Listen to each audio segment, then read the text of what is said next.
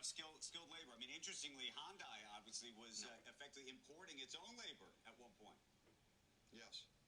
Oh, no, it's unbelievable how chronic the shortage of skilled labor is in this country. We don't have vocational schools. There's no apprentice programs. This is a huge crisis at the... I don't know if you'd call it denial, willful ignorance, whatever you want to call it. It's really strange to see it play out, especially from the CEOs of these very large companies, like the CEO of Ford that was just in that video. Because he's not wrong. He's correctly identifying a major problem that our country has. We have a major crisis in our blue collar, professional ranks, right?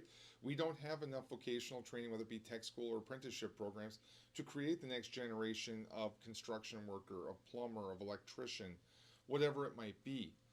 But he refuses to acknowledge that he and his company are a big part of that problem.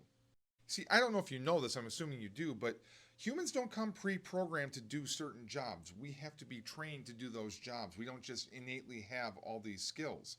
And that means that it's going to take time, effort, and in our system, money. And the thing is, companies used to spend that money to train workers to do the things that they needed them to do. And because they made that investment in those workers, they tended to want to keep them around longer to see a return on that investment. Now, beginning in the mid 70s and really taking off in the 80s as the shareholder value theory started sweeping corporate America, much like the Beatles swept the country in the 60s, the investment in workers by businesses dwindled. And the reason for this is likely because it doesn't show immediate dividends, right? It takes time for this training to work and for the company to become more efficient and show a return to shareholders. And shareholder value theory focuses on the quarterly report and making money for shareholders now. And investing in workers just doesn't do that.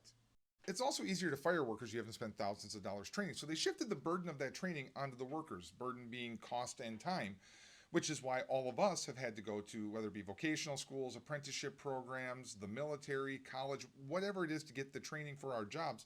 We did that, we bore that cost. And at the same time, that cost went up because these folks said, well, we're paying too much in taxes too. That money should be going to shareholders. And so their tax rates got cut. States and federal government have less money to spend on education, thus shifting more of that cost onto us actually getting that education.